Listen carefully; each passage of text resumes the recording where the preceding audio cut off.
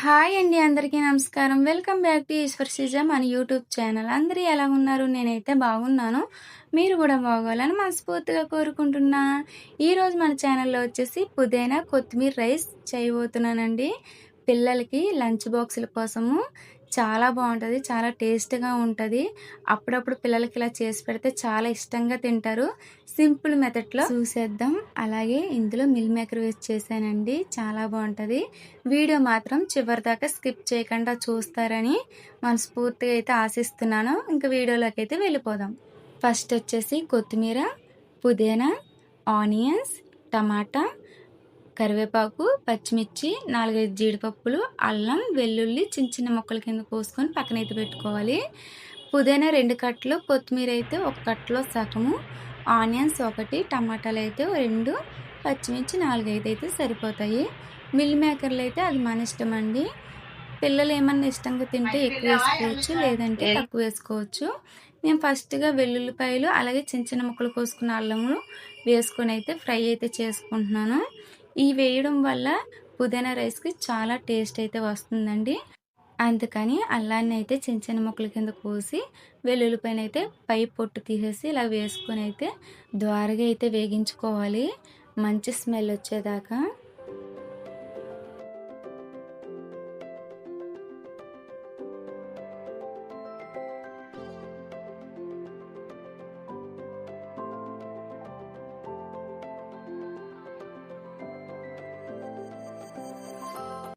ఇలా వేగిన తర్వాత పలవ సరుకులైతే వేసుకోవాలండి. పలవాకు, మరాఠీ మొగ్గ, జాపత్రి, అలాగే లవంగాలు 4, 3 వేసుకోవాలండి. అలాగే జాజీరా, అనాస పువ్వు వేసుకొని అయితే ద్వారగా అయితే వేగించుకోవాలి. పిల్లలు కాబట్టి స్పైసీ ఎక్కువ వేయొద్దండి, తక్కువ వేసుకోవాలి. ఇప్పుడు మనం కట్ చేసుకున్న ఆనియన్స్, టమాటా, కరివేపాకు, పచ్చిమిర్చి ఇవన్నీ వేసుకొని అయితే ఇంకొకసారి కలిపేసుకుందాము.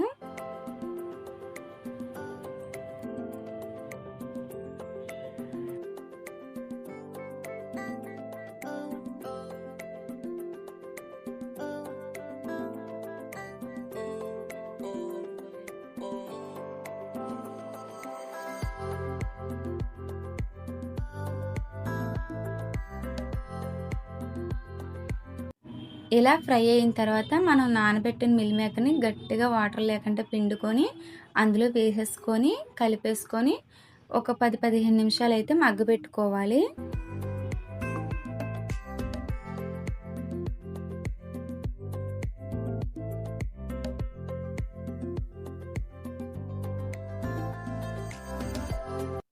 ఇలా ఫ్రై అయిన తర్వాత మనం కొత్తిమీర, పుదీనా మిక్సీ పట్టుకొని ఇలా జ్యూస్ అనేది ఇందులో వేసేసుకోవాలండి.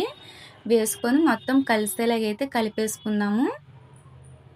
ఇలా పుదీనా, కొత్తిమీర, మిల్ మేకర్తో రైస్ చేసి పెడితే పిల్లలకి హెల్త్‌కి కూడా చాలా మంచిదండి. పుదీనాలో ఉన్న పోషకాలు, అలాగే కొత్తిమీరలో ఉన్న పోషకాలు, మిల్ మేకర్లో ఉన్న పోషకాలు పిల్లలకి పుష్కలంగా అయితే ఉంటాయి. విడిగా తినమంటే తినరు. ఇలా రైస్ చేసి పెడితే గనక చాలా వరకు ఇష్టంగా తింటారు. మీరు కూడా ఒకసారి ట్రై చేస్తారని అనుకుంటున్నాను. ఇలా పచ్చివాసన పోయేదాకా ఫ్రై అయితే చేసుకుందామండి.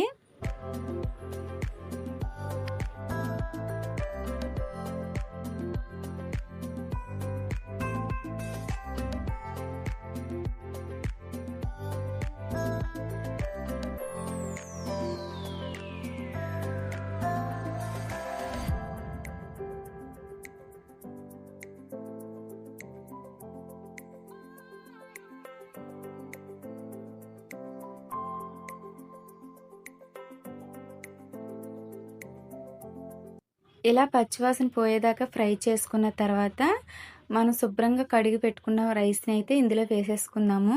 నేనైతే ఇందులోకి బాస్మతి రైస్ని అయితే వాడానండి. మన దగ్గర సన్న బియ్యం ఉన్నా సరే వేసుకోవచ్చు, ఏం పర్వాలేదు.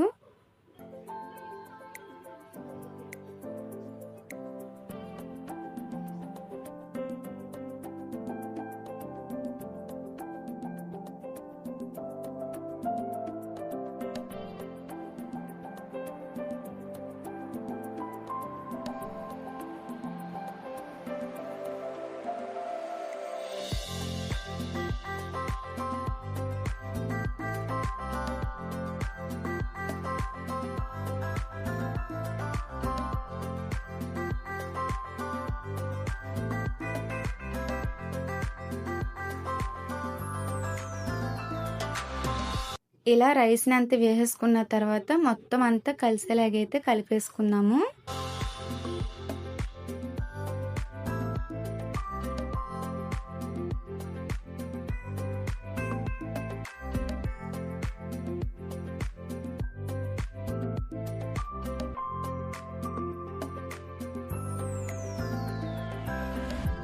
ఇలా రైస్ అంతా కలిసేలా కలుపుకున్న తర్వాత ఇప్పుడు ఇందులో వాటర్ అయితే వేసుకుందామండి. ఒక గ్లాస్ బాస్మతి రైస్‌కి గ్లాసున్నర వాటర్ అయితే వేసుకోవాలి. అదే సన్న బియ్యానికైతే ఒక గ్లాస్ సన్న బియ్యానికి 2 గ్లాసులు వాటర్ అయితే వేసుకోవాలండి. నేనైతే 2 గ్లాసులు బియ్యం వేసుకున్నాను కాబట్టి 3 గ్లాసులు వాటర్ వేసుకుంటున్నానండి.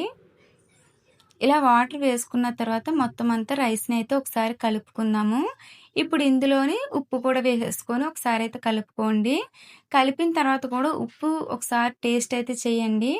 ఎందుకంటే ఉప్పు సరిపోయిందో లేదో చూసి అప్పుడు సరిపోకపోతే మళ్ళీ వేసుకోండి. ఎందుకంటే రైస్ ఉడికాక వేయాలంటే కుదరదు. అందుకని ఇప్పుడే ఒకసారి టేస్ట్ చేసి ఉప్పు సరిపోకపోతే గనక వేసేసుకొని మొత్తం ఒకసారి కలుపుకొని మూత అయితే పెట్టేసుకుందాము. ఇలా మూత పెట్టేసుకున్న తర్వాత ఒక్క 2 విజిల్స్ ఇస్తే సరిపోతుందండి. అంతకు మించి ఎక్కువ విజిల్స్ అయినా సరే రైస్ అనేది మెత్తగా అయిపోతుంది. 2 విజిల్స్ అయితే వచ్చేసిందండి. ఇప్పుడు మూత తీసి ఒక గిన్నెలోకి అయితే వేసేసుకుంటున్నాను రైసు. మనం కుక్కర్‌లోనే వదిలేస్తే ముద్ద కింద ఉంటదండి. అదే ఒక గిన్నెలోకి వేసుకుంటే వేడిగా ఉన్నప్పుడే పొడి పొడిలాడుతూ చక్కగా ఉంటది. అంతేనండి, పుదీనా, కొత్తిమీర, మిల్ మేకర్ రైస్ అయితే రెడీ అయిపోయింది. మీరు కూడా ఒకసారి ట్రై చేసేయండి. అలాగే లైక్ చేయండి, షేర్ చేయండి, సబ్స్క్రైబ్ చేసుకోండి. కొత్తగా ఎవరైనా చూస్తే కనుక సబ్స్క్రైబ్ చేసుకోండి. ఇప్పుడు దాకా సబ్స్క్రైబ్ చేసుకొని సపోర్ట్ చేసిన ప్రతి ఒక్కరికి చాలా చాలా థ్యాంక్ యూ సో మచ్.